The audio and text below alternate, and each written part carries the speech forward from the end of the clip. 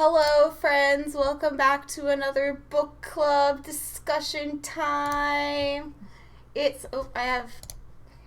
Oh no. Sorry, Mags, you moved. It's not allowed. I set the cameras once and then I have to keep them there. Hey guys, welcome back.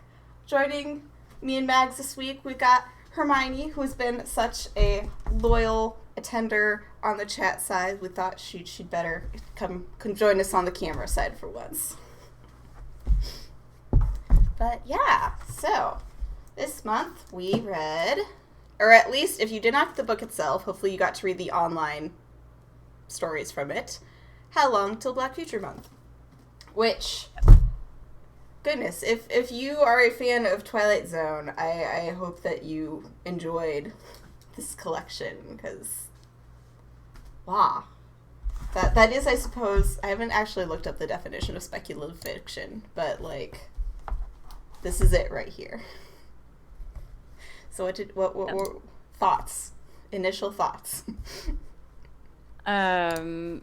Initial thoughts are that, I've never read stories quite like these before, and I don't read short stories very often. So it was Same. really fun and interesting to get to kind of like dive into a bunch of different worlds. And I really appreciated how so many of these stories kind of like leave you wanting something more, like they're not novels or even novellas. They're not trying to like fully flesh out a story and take you through the like exposition and climax and all of that, but instead they're just like kind of moments in time that are captured over the course of like a few pages or a couple dozen pages or something.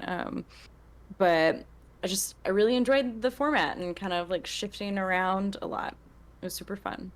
Yeah, it's sort of like appetizers, right? Like, you Right. get the appetizer Small plates. sampler plate, and you're just like, all right, here's my, or tapas or what have you. Yeah. Here's my little bruschetta on the toast, and here's like something a little spicy, and here's some, yes. But then you're right, yeah, you're just like, oh, can I have more of this one, actually? It's just like, nope, sorry, that's all you get for today. And you're like, Like but I want teasers. it again. Yes. How about you, Hermione? What are your like overall impressions? Definitely nothing like I've ever read before. I like fantasy. I like mystery stuff. Like figuring out like what era we're in or what's happening in this world. So it has to throw you in and then explain a little bit and then like the story. So it was a whole different experience that kind of trying to get used to. Yeah. Yeah, and I don't read like much science fiction a lot, and like a lot of these stories are very sci-fi-esque. But they're it's more like they kind of answer the question, what if? Which I guess is kind of where we get into the speculative fiction type Right. thing. And that's what like Twilight Zone episodes are premised off of, or more recently Black Mirror. Kind of just takes that question, like, what if society went in this direction? Like, what would it look like? So it feels a lot like that. Right. What if, oh gosh, I'm trying not to reference ones too much that weren't on our list, but, yeah, what if, like, non-zero probabilities was one of the ones on our list. Like, what if something went wacky with probabilities and everything that is very, very unlikely to happen started happening all at once, both good and bad? And you're just like, okay, well, on the good one hand, the person that was about to die of an incurable disease that had, like, 0.1% of survival, good job, you've survived. On the other hand, here's this horrific, like, train crash that should never, like, the chances of it were this much, but that meant it was going to happen because of these circumstances. but yeah, just like the creativity it takes to come up with those sort of scenarios, I almost feel like is harder, as someone who, you know, has only written fan fiction, seems harder for authors to work with than like creating, you know, new worlds whole scale the way that I feel like we're more used to with fantasy.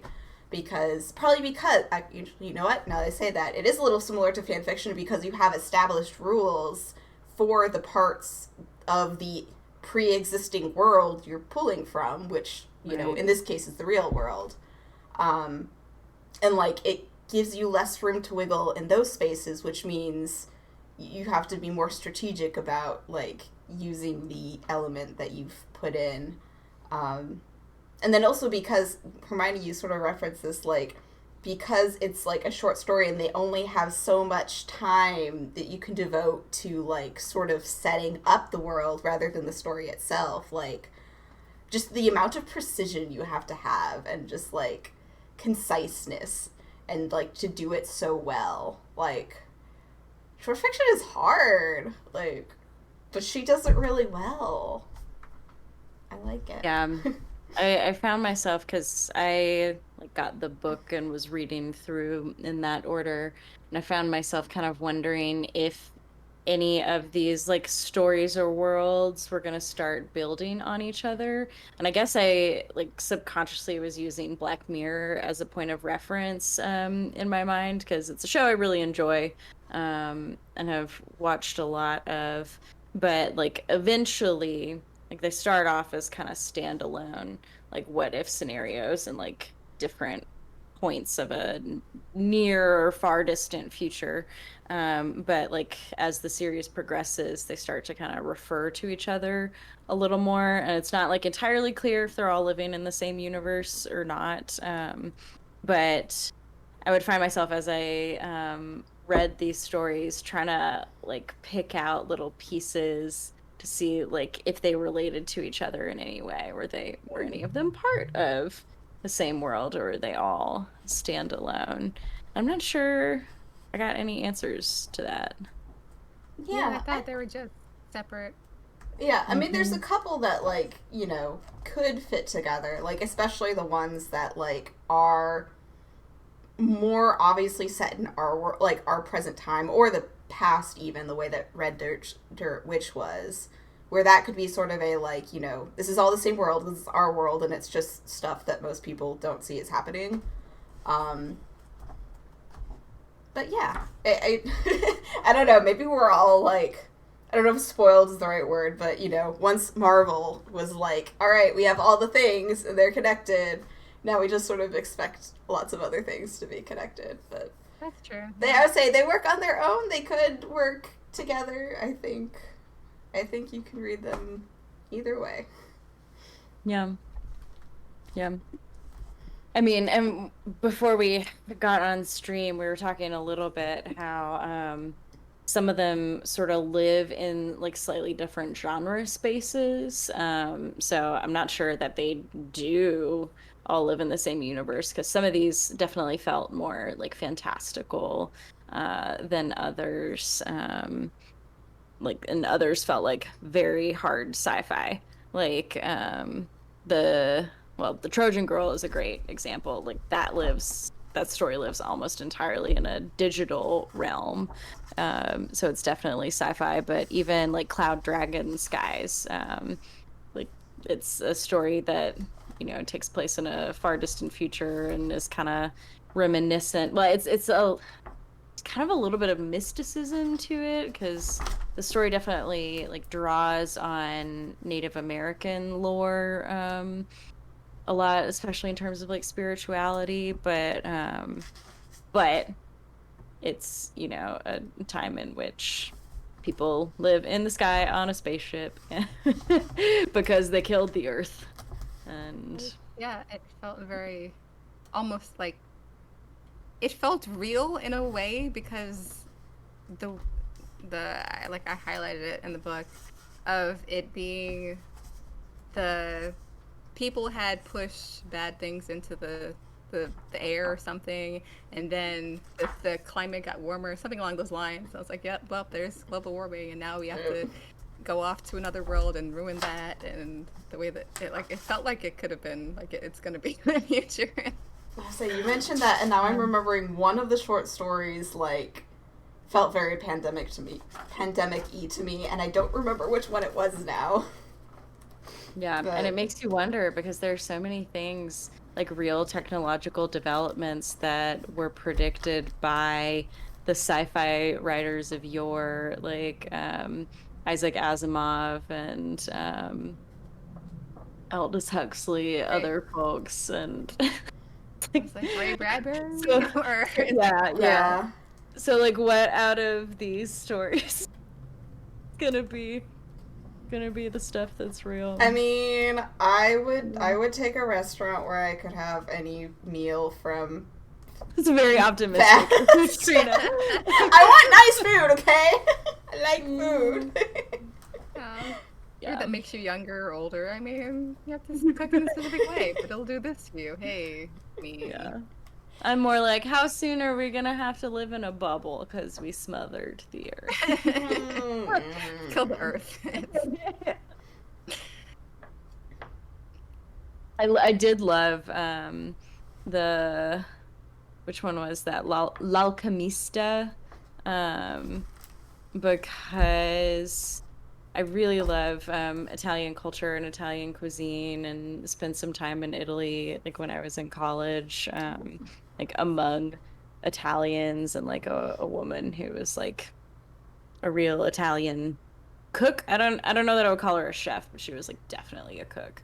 And it recalled a lot of that to me. And it felt very like real and true to the Italian attitude. So that was that was a very fun story, like the kind of magical mistress of the kitchen stuff. That was definitely one of the more hopeful ones for sure. That one I was like at the end I was just like, this is chopped magical edition. I don't even know cable, but like whenever I have a chance I'm just like, it's chopped. Here's the basket. I don't know what like half those ingredients are, but you're doing something cool with it, and that's probably the same reaction. I'm like, I don't know what this is, but it looks cool, good job. Yeah. I think it's neat how in the document that you compiled, Trina, you've got like dates on these stories, which is really interesting to kind of like put them into context, because if you just kind of like flip through the book that doesn't have dates on the chapters, right? It might maybe in the copyright area. Yeah, no, on the original publication. On her own website, like she had dates on there, so I think it is. Yeah, no, it is interesting. Like, you know, there's her development as a writer, obviously, but then it's also just like, when it does remind you of real life stuff that's happening, you can be like, all right, was this already happening and she like based a story on it, or just like, did she see this coming? Yeah, L'Alchemista was copyright 2005, which is interesting.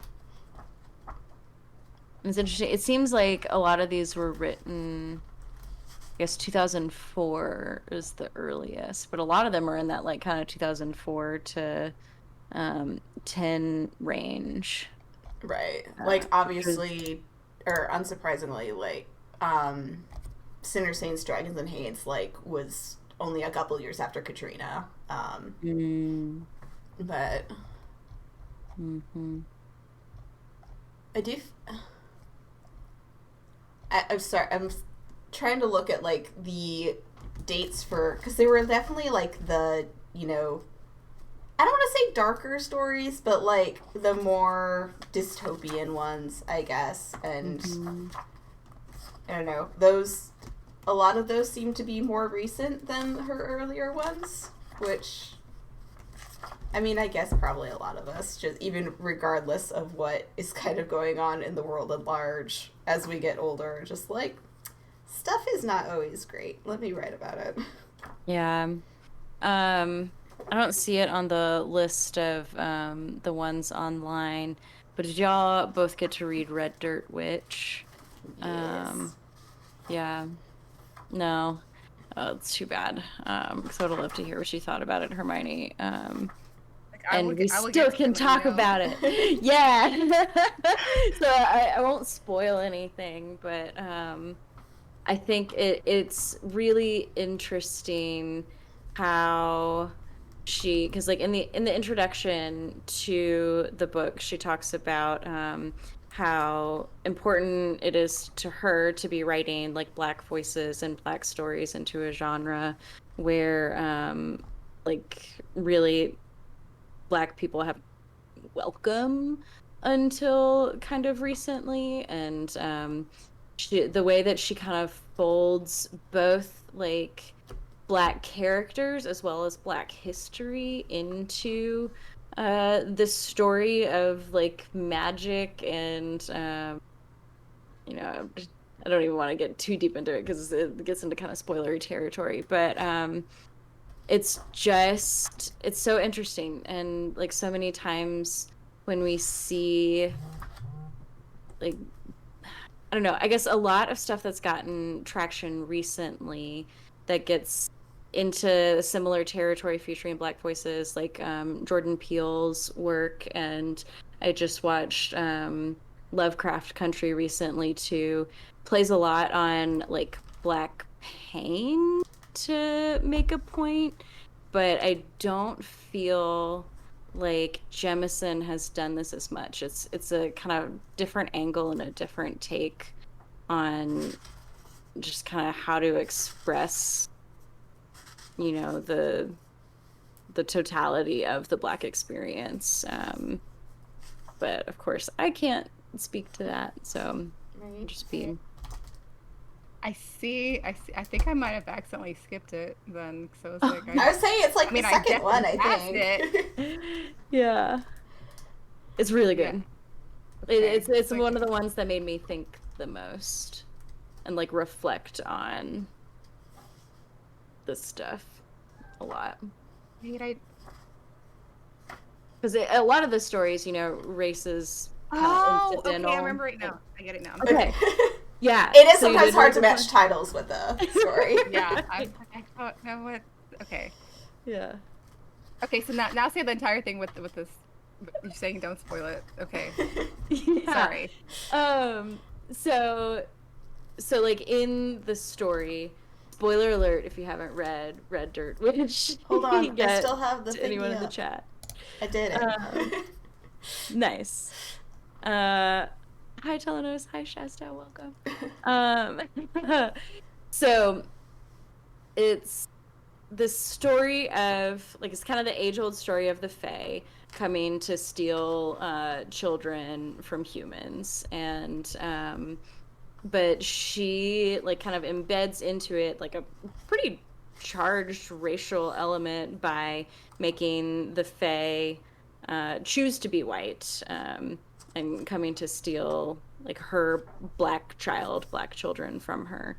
But then like when you get towards the end and you like kind of delve into like what is going to come of them making this deal with the witch who's come to steal her daughter, and they start like doing not just the like flash forwards through like or kind of distant history, but like kind of zooming all the way up into like very near history, to where we are now. It's so much more hopeful than a lot of other stories. Like we see a lot of Black strength in these different stories that are being told, but I don't know, I don't always get a lot of hope out of it. Yeah, no, I know I had a like big smile on my face when the daughter was like talking about all the things she saw in the future, and she's like, "I saw a Black man in a big white house." I'm like, "It's Yeah. Okay, yeah. Like I didn't understand what's going on with the story, and I was like, "Why is this white lady? Why is it called White Lady? And why is she taking people like you're trading lives?" And I was like, "Is she supposed to be like a slave owner, cracking person?" I didn't understand the Fae part. I don't know.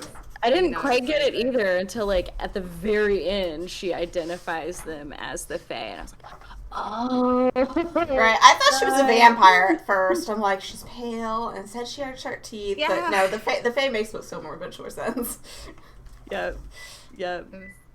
It was in a very, because it, like, you're talking about old, so I was like, it has something to do with being in the history of like things that were people that were stolen because of slavery and everything, and this is mixed with this person, and it's like, oh. No, it's definitely all like layered on top of each other. It's a really kind of masterful kind of meshing of, you know, themes from history and themes from like folklore. It's really cool. It was like, it felt like it was very mother, as the mother was described. I felt really like really that sort of like reaction. I was like, yep. Yeah, totally.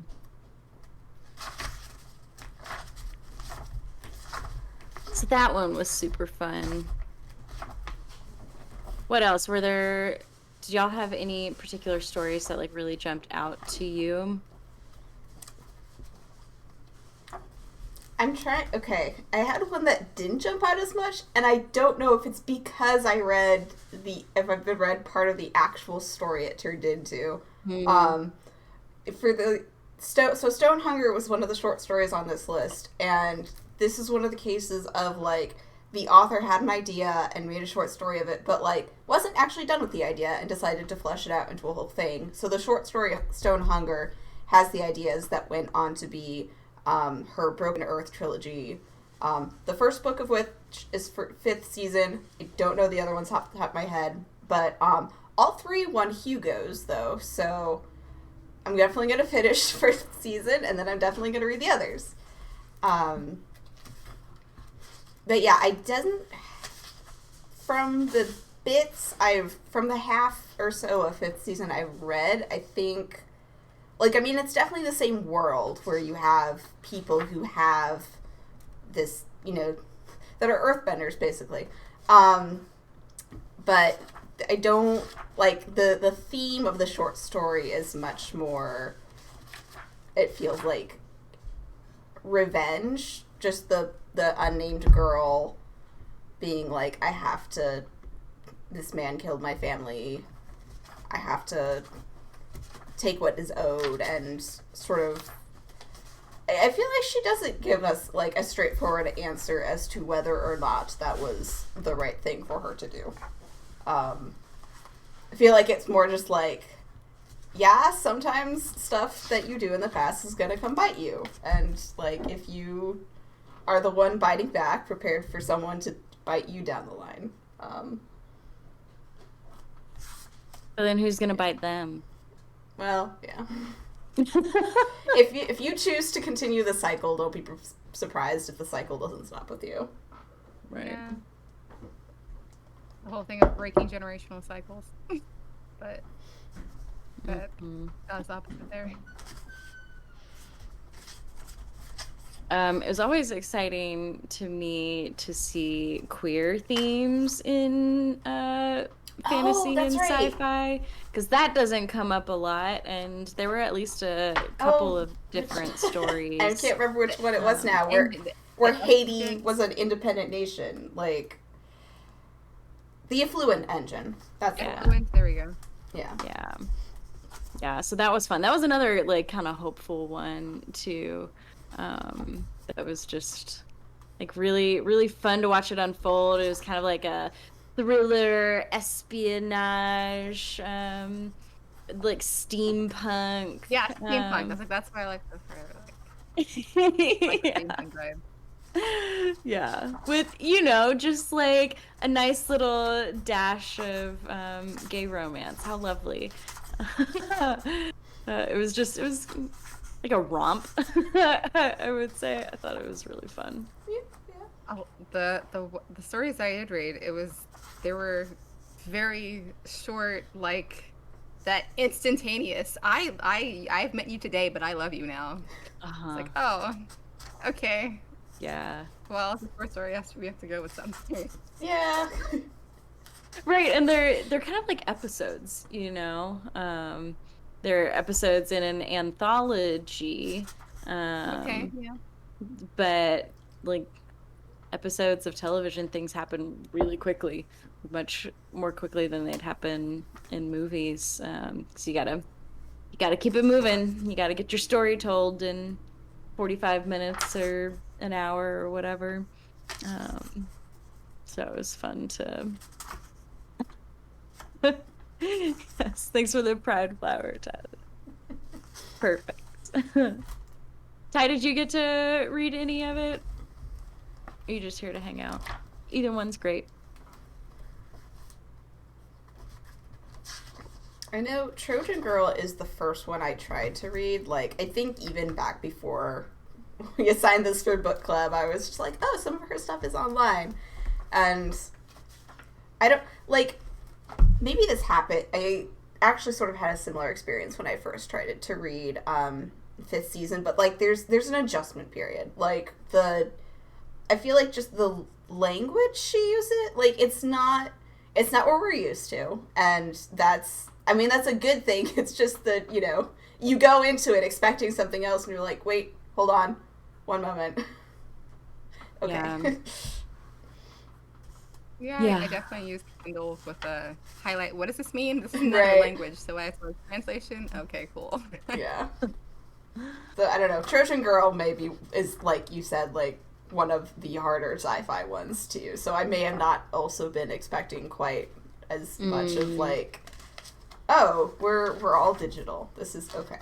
Like, whereas if you jumped in one that's very much more based in our world, it probably would not have been quite as much of a whiplash, but yeah, it's worth it. The Evaluators was particularly jarring just because of the format of it. It's like it's in an epistolary mode, except for it's like message threads. And the first time I read that story, I was listening to it on a run. Oh, that would be rough. It did not go well. that would be rough when you have stuff that looks like, because I'm sure it reads all of the. Yeah, I can see how. I just turned it all into white noise. The audio. Yeah, no, these sorts of things did not translate well. Do not do well with audio. It's like there was a kid's book I listened to on audiobook, which was great, except that the girls were learning coding, so I got to hear actual code read out loud in my ears, and I'm like, it'll be over soon. No, that's so bad. I mean, I gotta do what I do. So understood of what's happening. I feel like, well, so like I have strong opinions about adaptations that I've like sounded off about before when we're talking about like book to film adaptations, but I feel like the same should apply to like audiobook adaptations. Like, yeah, you want to get the original text when you're listening to a book, but sometimes in order to translate something into audio format, some adjustments need to be made. Yeah. Yeah, rather than reading out strings of binary code. I was saying, you don't need to list the IP address or whatever that was in there. Can you imagine being the narrator who has to actually like follow along with your eyeballs as you're reading out like lines? They better be paying them well. Yeah, I hope so. But no, that it wasn't like. I mean, I definitely like that. Like the there's a term for it, but like where you do get stories told more through like letters and correspondence than actual prose. I've always kind of liked that setup because I mean, with any like writing that has a specific narrator, you're only getting stuff from that person's point of view, and when you get the letters, you kind of get to jump around between points of views more than you normally would. So not that novels never do this thing you could not tell was there because the narrator chose not to mention it or didn't know about it or just didn't interpret it the right way.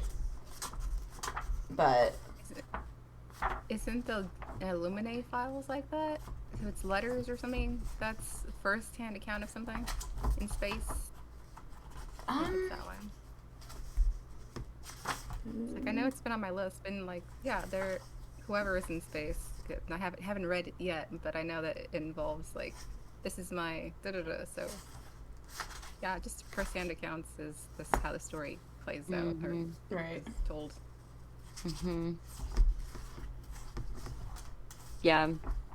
Which it always makes me think back to like the first notable instance that I know of that kind of story is Dracula is actually written like all in letters, which I feel like a lot of people don't know because most people haven't actually read Dracula because Right. it's kind of dry and boring. I have read it. I didn't realize it was like one of the first books to do that.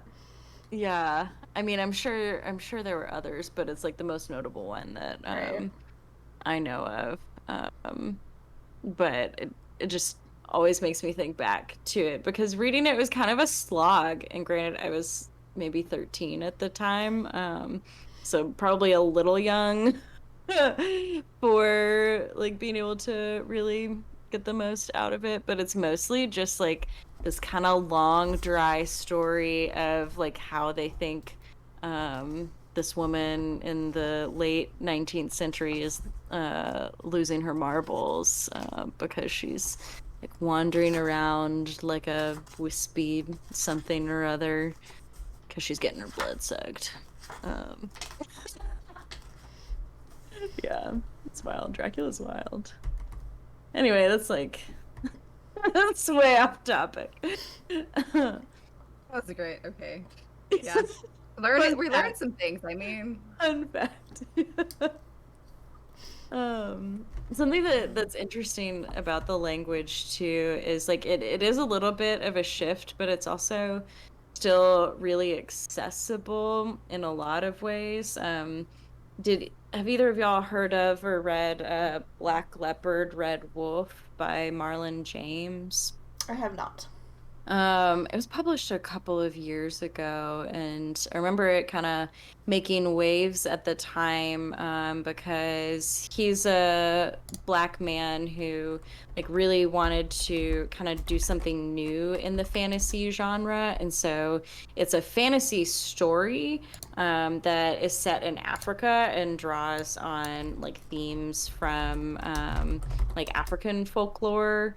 And the language that he uses to write it is like so different from any fantasy story that you've ever read, that it's like almost inaccessible to at least to white audiences. Because like I tried to get my mom to read it and she was like, I tried, I just couldn't do it. It's okay, thanks for trying. And I made it further before it was due at the library and I had to give it back. But it was a challenge. And I think that is cool because it wasn't necessarily written for me. There are other people out there for whom it was written who might have gotten a lot more out of it. But it was just so interesting how he was doing something so novel and like that really came through in like the words that he used to write the story as well. Whereas like these stories are still kind of like she borrows on other folklore that a lot of white authors have kind of delved into before, and so like kind of as a natural extension of it, it's still like more accessible to we white folk, I think, in general, which is great. I think there should be room for both of those approaches. Absolutely. my question is, so was it written like kind of phonetically kind of thing, like with an accent? A little bit, yeah. It was like very vernacular heavy, but not like AAVE. it's been a couple of years now, so I'm trying to remember exactly what it was about it that was hard to connect with. It was a very stream of consciousness as well. Oh, my only exposure with stream of consciousness has been Faulkner, but I did not like it. No, I didn't like Faulkner either, Okay. and like I don't want to imply that it was like him either. It was just like I think it's just like a really original voice. He has a very original voice, so it's definitely worth a shot, worth a read if you guys have the time to get around to it. The author is Jamaican. Would that? Yeah, okay, that would be heavy thickness. Okay. Yeah. So, Yeah. with my family, uh, they're from Guyana, which is South America, but it has a Caribbean culture. So when my mom and her siblings and mom are on the same place, I don't know what they're saying. No. Like I can get little pieces of them. Like, what? Like I can't follow it. So if it's the thickness of that, That then I might be wouldn't it. understand it either. But I wonder if your mom or her siblings might. That would be cool. I mean, to, like, give it a translation of like what is happening, because that's just, give me English. I don't know what you're saying. I don't understand it. So Yeah. Do they speak French? no, like No, it's just really accented. yes. And then there's the slang parts, which some is British, but because they're British colonized, but it's a whole other thing of just it's main the Caribbean kind of thing. Like each section has an accent, but smashed all together is just it's confusing. That's a short version. Language is fascinating. I love language. Yeah. It's so cool how we all kind of work together to create meaning, you know. More and more lately in work meetings, I've been describing to people what poggers is. Oh my gosh, that's amazing. It's really tough. People don't get it. I have yet to try to have to translate NetSpeak to my coworkers, but the time will come, I'm sure, where I'll use something and it'll be like, okay, what I meant was. I typed pog in an Instagram comment. And it was like, wait, backspace. They don't know what that means. It's a different language. Yeah. I do think I say I use bless like as a like sweet good equivalent if just from time on the Zeldathon channel. I'm just like, okay, that's not weird enough that anyone's questioning it, I guess, but like Right. It's cool. It's fine. I went in my high school. We like made up our own little like world of slang that was like kind of like internet adjacent, but not really. So like people would say gaff all the time, just like give a, but they would say it sarcastically. So like gaff about that. Whatever. Okay. See, I've never heard that acronym before. No, I would assume that you're DK. like, I'm like, okay, you were a theater person? Right. Like, I know Yeah, gaff tape. gaff tape. Gaff tape! Gaff tape is No. the best tape. No. And then like DK, like IDK became Deeks. Oh, yeah. interesting. Which I mean, became Deaglebox 360. Ridiculous stuff.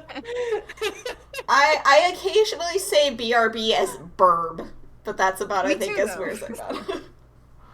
I've never done that. I consider that an affront to the human language. It has become, it has evolved a little bit. So, And lol, of course, lol. yeah, I've embraced the lull, but it's a throaty lull. It's never lull. It's a lull. Lol. Okay. I have strong feelings about my internet words, apparently. They are very helpful sometimes in the New York Times crossword, so there we go. This is true. Crosswords have taught me many abbreviations and words. I'm just like, okay, I've never heard this, but it showed up 4 crosswords in a row, so you just must really like this set of mostly vowel words, and I get it. They recycle all the same things.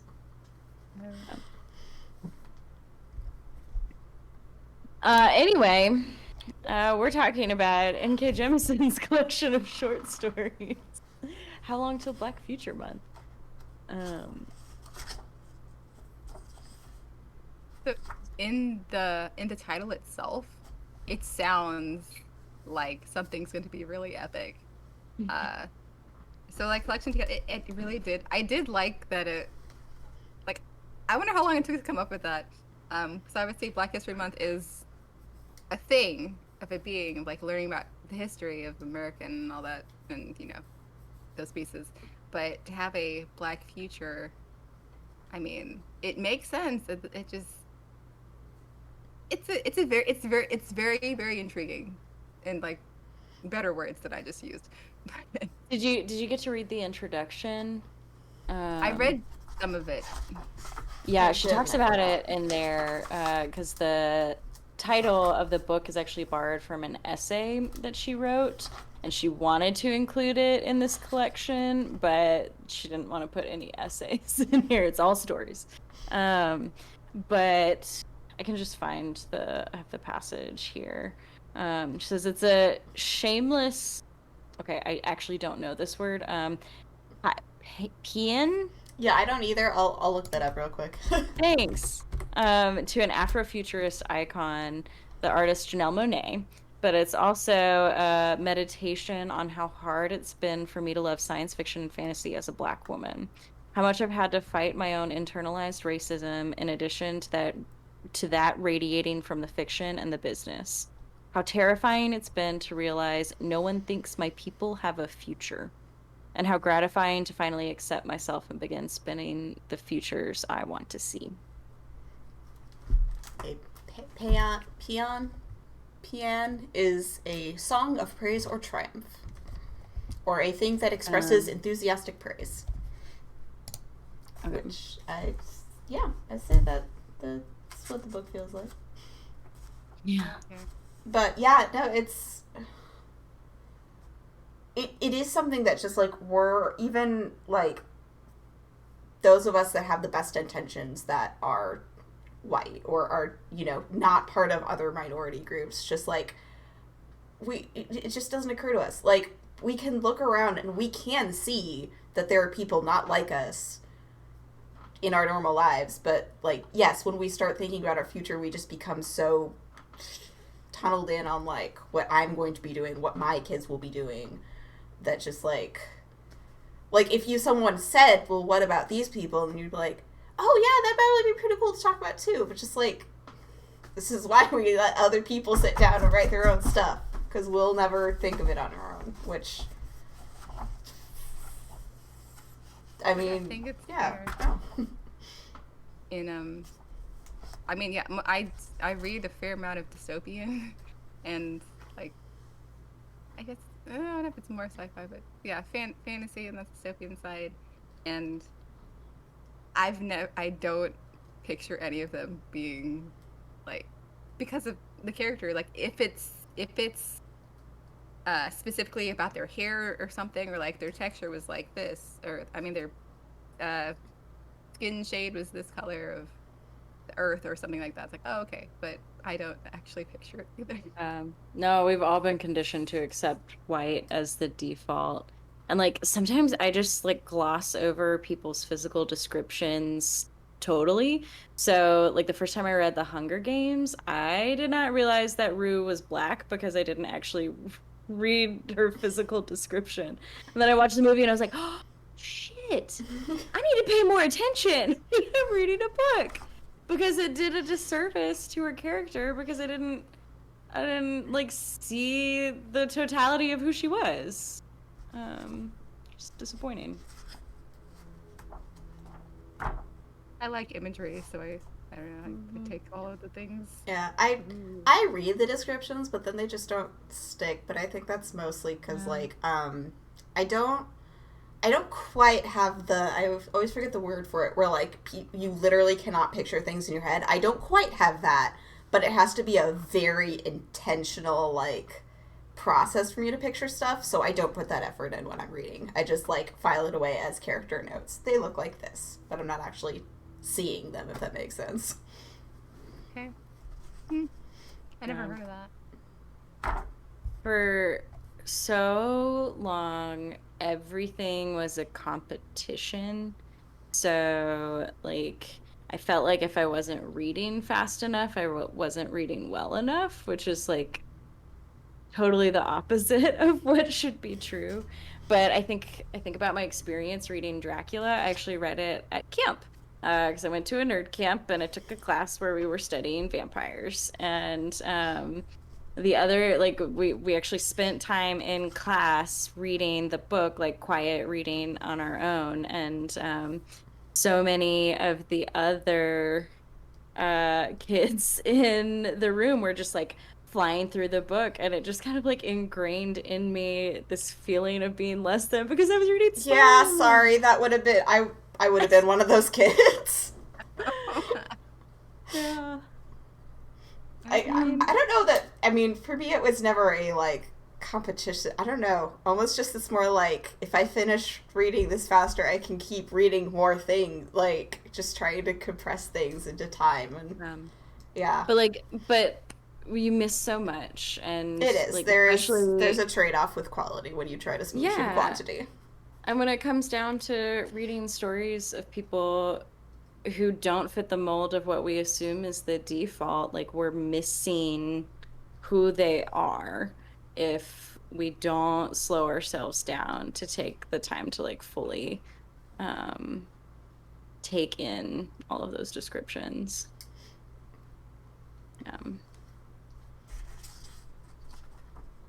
Yeah, but then, I mean, kind of as in life.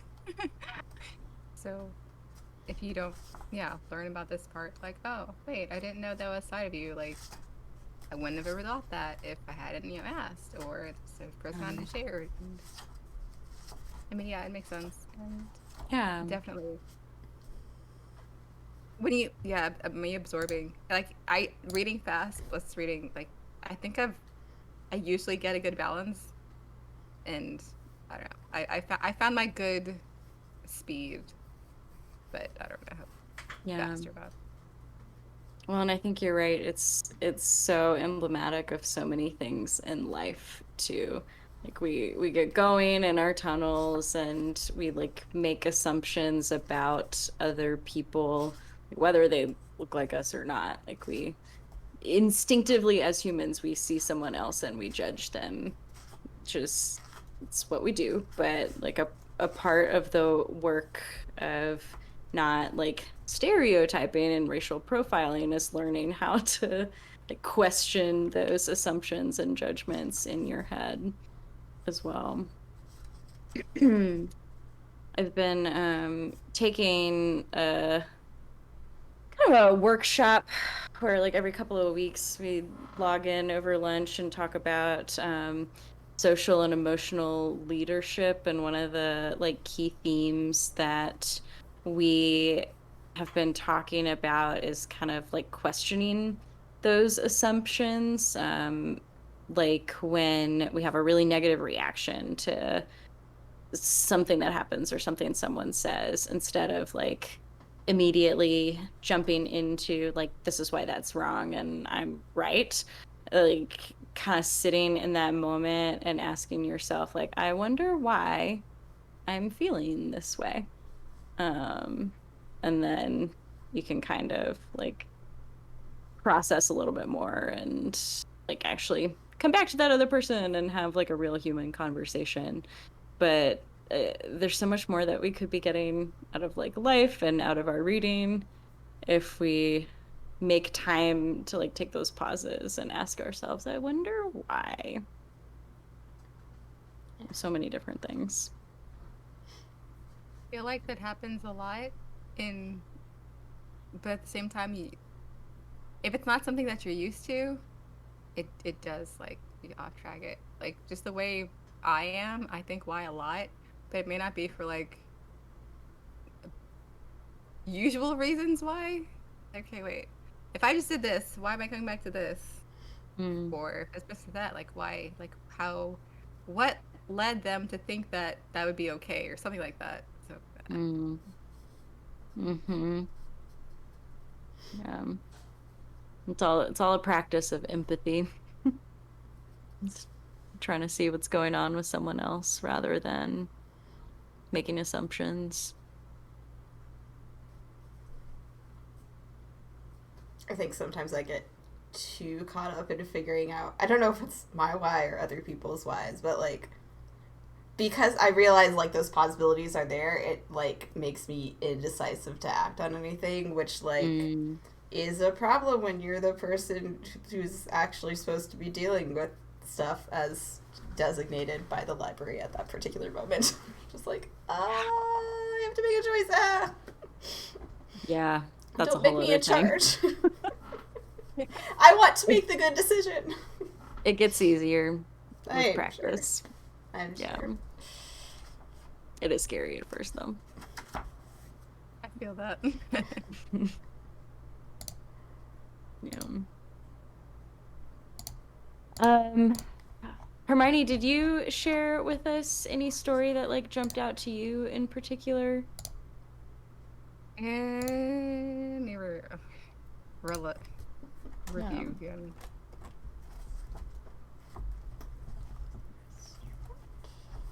It was definitely the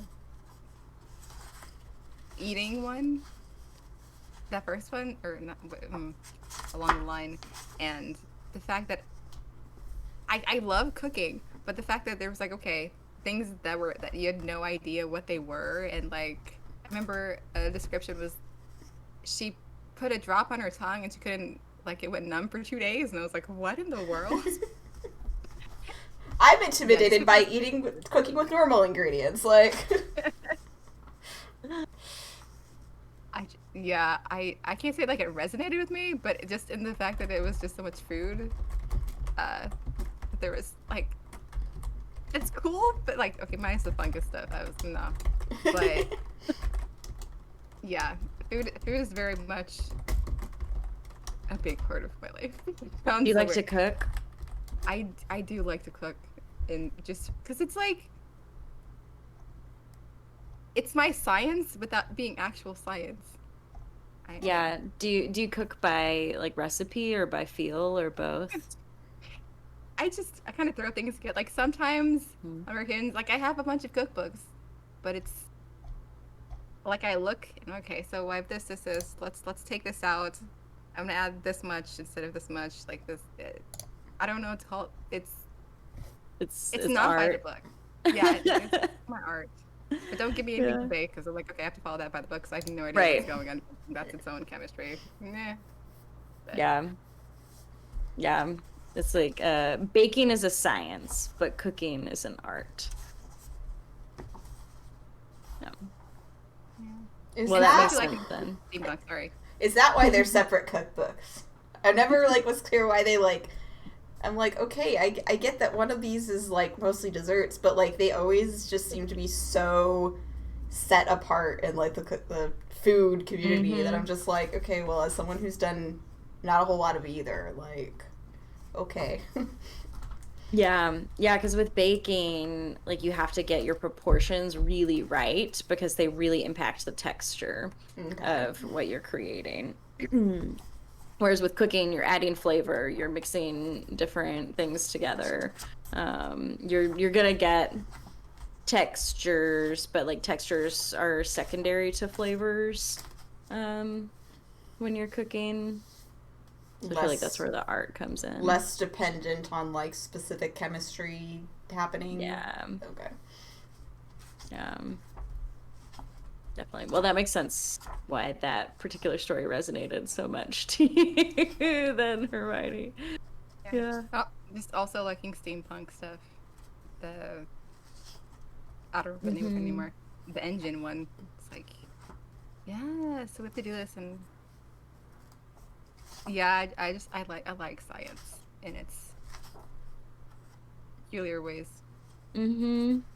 Yeah, I've never considered myself someone who is like really into steampunk or anything, but anytime I come across a steampunk story, I always find myself so utterly charmed by it. I don't know. There's some sort of kind of like whimsy that I That's a think good word for it. goes along with kind of like meshing together like the Victorian sensibilities and the costumes and stuff with like the trappings of science and machinery. I don't know. It's very charming and it never takes itself too seriously, it seems like.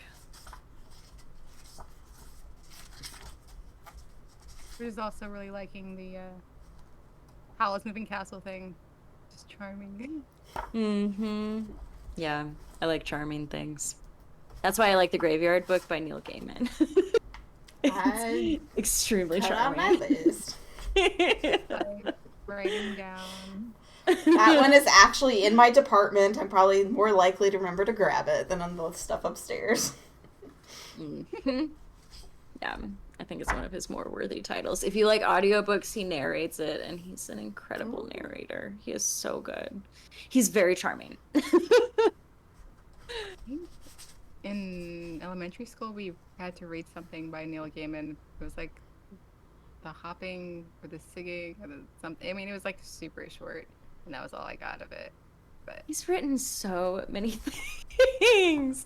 I always am finding more things that I've never heard of, and like I consider myself a Neil Gaiman fan.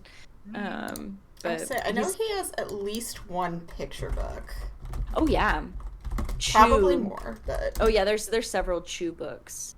I forgot about Chew because they don't feel, they're actually just very sweet and cute. But no, there's like at least one that's actually like feels like his older stuff. It's called Wolves in the Walls. And yeah, they're wolves in the walls, and like the daughter can hear them, and like the rest of the family won't believe her. Mm-hmm. And He's written in so many different genres and modes. Like someone walks into the library and says, "Where's the Neil Gaiman stuff?" Where isn't Neil Gaiman? True. He's in like literally every section. I Mhm. love that. Yeah, he's written for adults, he's written for children, he's written graphic novels, he has lots of audiobooks, he's written picture books, has he done any easy readers? I don't think he's done easy readers. Not to my knowledge. Yeah, not yet. He's got poetry. Sort of. Fortunately, The Milk is kind of a novel in verse. I'd say novel in verse counts. Yeah. It's goofy. It's very goofy. Goofy's good. Yeah. Anyway, we're not talking about Neil Gaiman. We're talking about A.K. Jemisin's awesome book.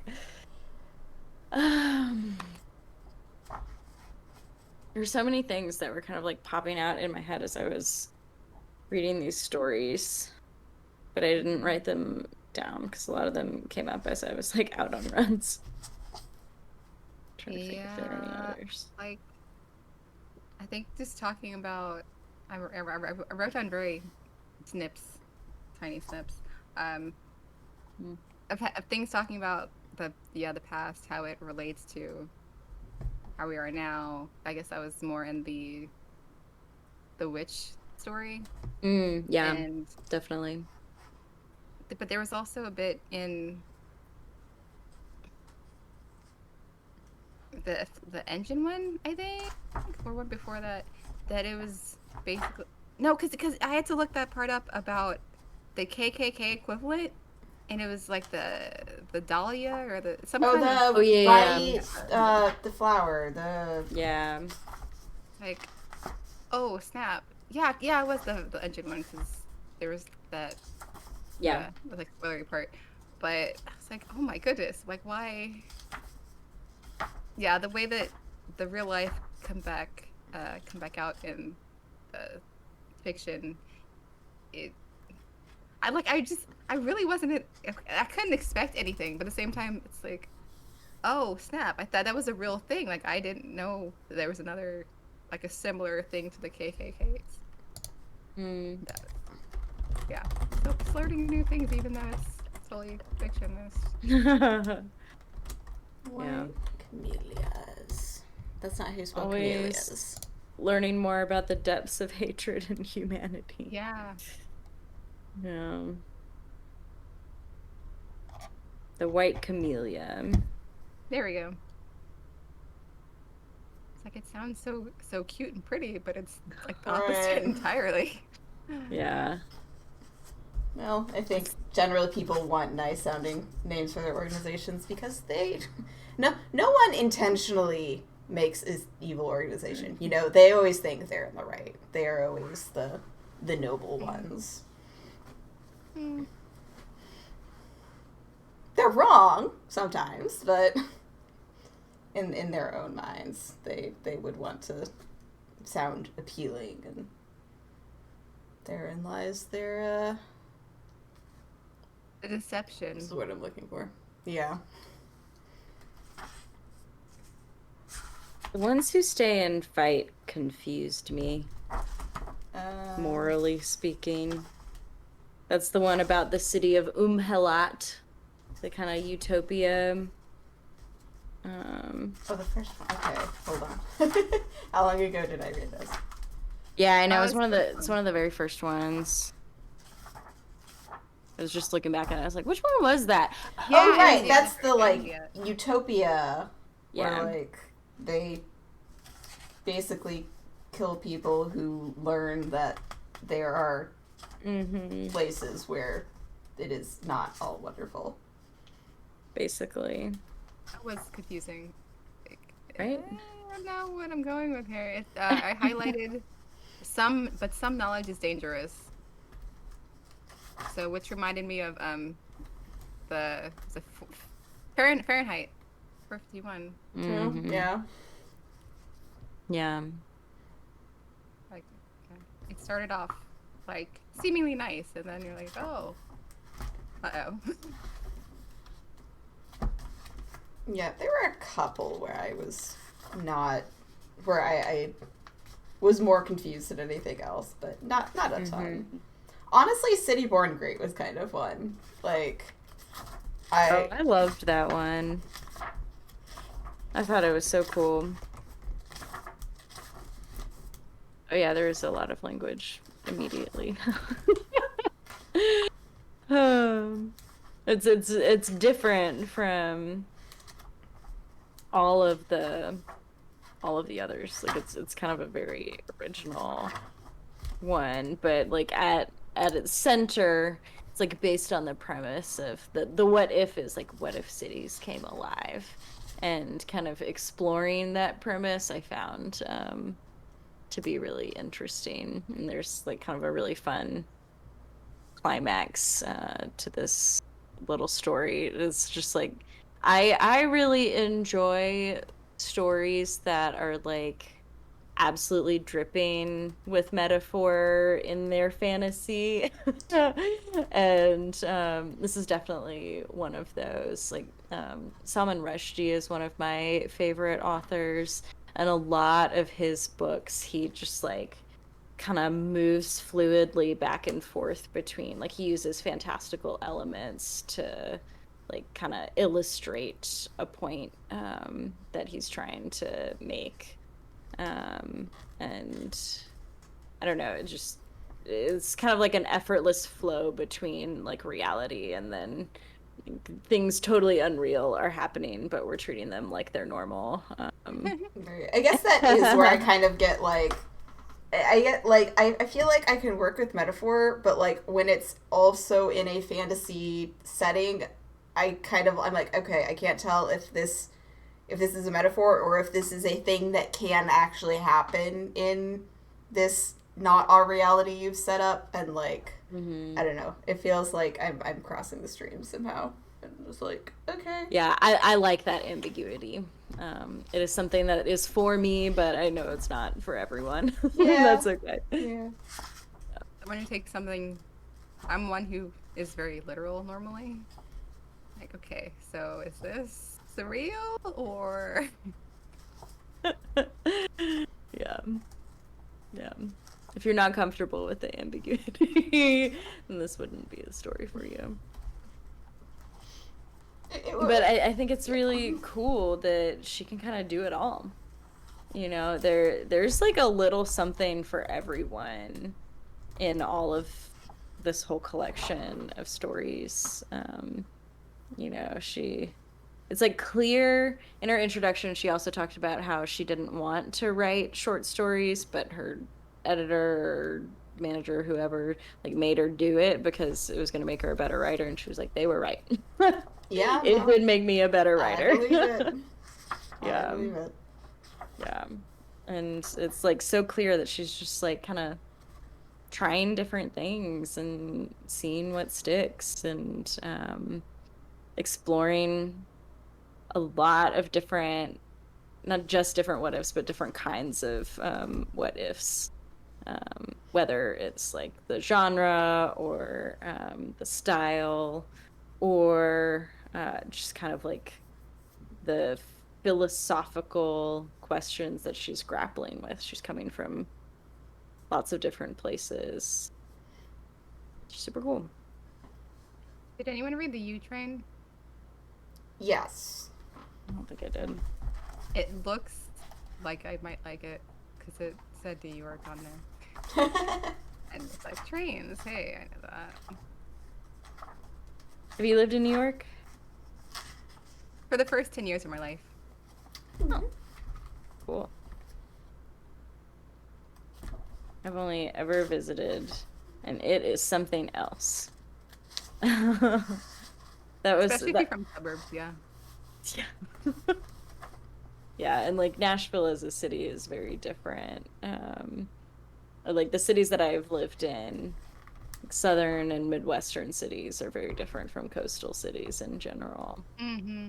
They just never get as urban, even when you're like downtown. Yeah, it's a whole different thing.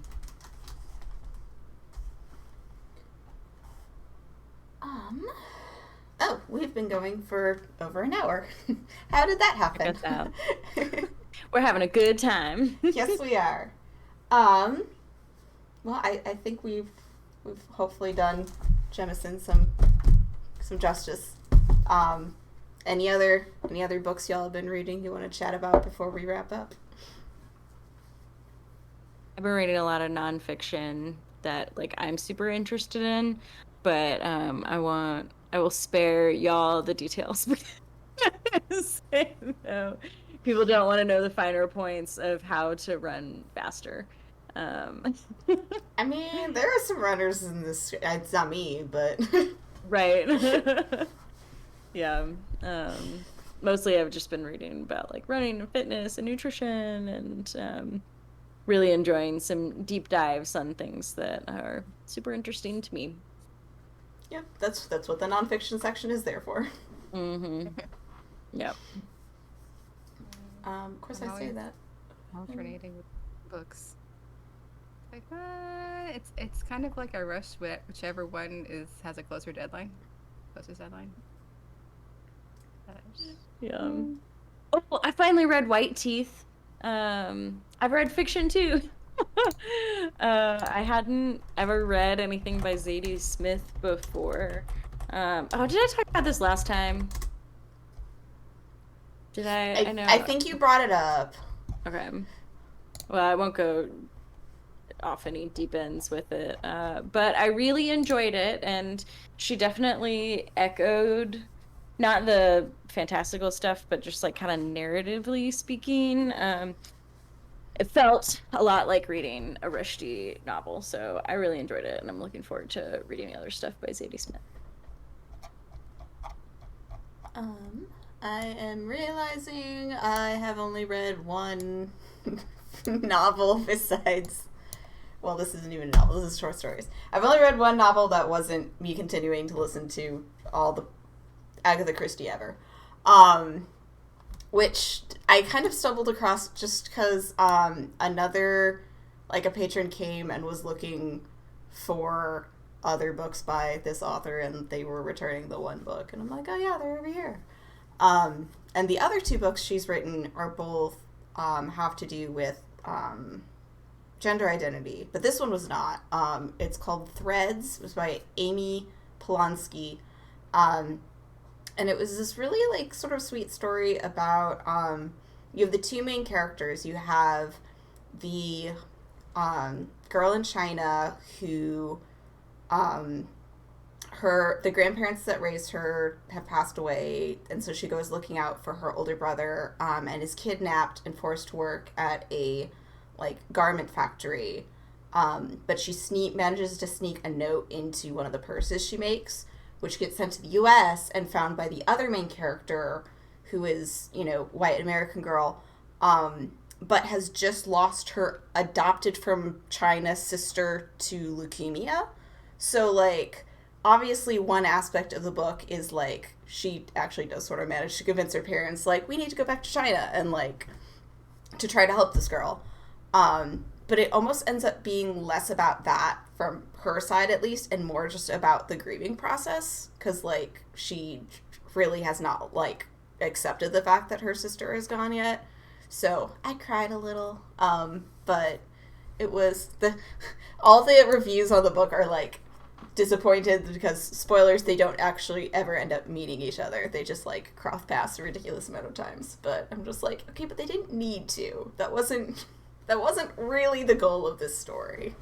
Mm-hmm. But I'll be interested to see. I'll have to check out one of her other books sometimes and see how she does gender identity stuff.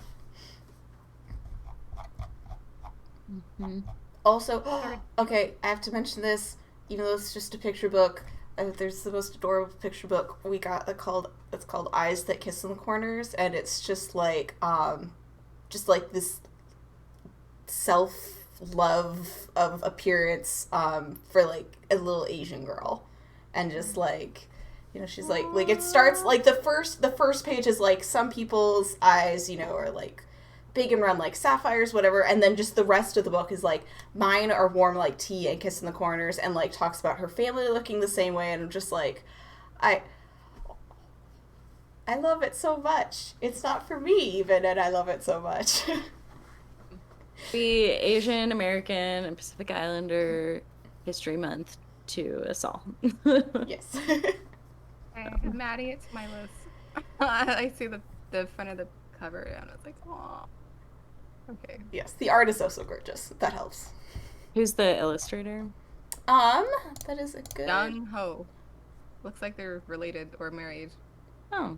Like, same last name. Yeah, same last name. Oh. Yeah. The other one I'm reading is Mycroft Holmes, and it's Sherlock's brother. So Sherlock's in it, but he's not the main. And it's a lot of old words or British words or old British words. I thought it was a middle grade book, but I was definitely wrong. So are you enjoying it? I'm enjoying it, but I have a lot of highlighted words where it's like, I didn't know what that was, and I was like, make it through the first chapter. You can't do it without a dictionary. Google. Oh, wow. Like, okay. Wait, written by Kareem Abdul-Jabbar? Huh. Yeah. Co-authored. Yeah. Well, now I'm, like, doubly interested. Yeah. That's cool. Yeah. All right. I would say, because I know we still have to wait for, like, the latter Sherlock books to phase out of copyright, but once they are gone, I am hoping that many sorts of more people of all the walks of life to their own take on the Sherlock stuff and bring him outside of Britain. I want to see him interact with other people too. Mm-hmm. Oh, okay, I see. Okay. Yeah.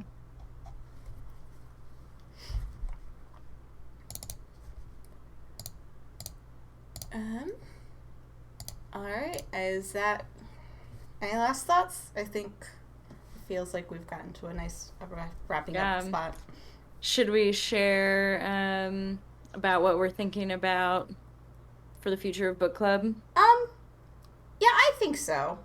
So obviously when the next normal meeting would have been is like a week after side quest, and that doesn't leave anyone time for reading. That said, nobody's gonna be streaming that weekend. Well, yes, that's true. That's true. That said, okay, so book clubs are usually more of a, like, everyone sits down together, not, like, a couple people talking and the others restricted to text, like, messaging. So we will continue to have book clubs, but we will not be having them on Twitch. We are going to stick to Discord, and we are going to do the, like, voice chat, and then we can have, like, an actual sit-down, everyone involved, and then I don't have to figure out how to set up cameras every week. You know what? So if you're not in our Discord, in there and join us. We probably have a command. Nope, didn't work. I think Zeldathon bot is down right now. Dang. Yeah. Okay. Well. Thank you. Okay. Thank you, Tylenos. He's always got us. So yeah, if you are not part of the Discord yet, hit us up. Make sure you leave the book club channel unmuted. It's under the community tab. There's kind of a lot of channels, though probably less if you're not part of the team. But yeah, so we will sometime after side quest, like shortly after, we will announce what the next book will be, and then we will figure out from there where the good time is for everyone to meet up and chat. But we do, I know I've seen from the Discord, like, stuff that you guys have appreciated having the excuse to read more books, more different books, and we want to keep that going, even if maybe it's not something that's 100% the best fit for Twitch. So yeah, we hope you guys will keep joining us. And thank you for joining us today, Hermione. This has been so fun to get to chat with you about. But yeah, do we have anyone we can raid? Oh, should we just raid the little marathon thing? Yeah, we should head on over to the big broadcast for good. For good. Yep. I have been up since 4:30 this morning. I was like, I wondered if you take a nap. I actually didn't. I'm doing okay. That's why I was like pounding my Coke Zero here.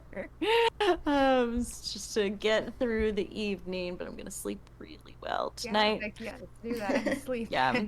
But we're raising money for St. Jude over there. Super good cause. So come on over with us. I don't remember how to do an actual raid command, so I'm just gonna drop. Oh, I got it. Okay. I got it. Okay, well, there's the link in any case. Oh, Jackson is still going. Hooray! Yay! Music and snark. Thanks for having me. All right. Thanks for coming. Thanks, everyone. Bye.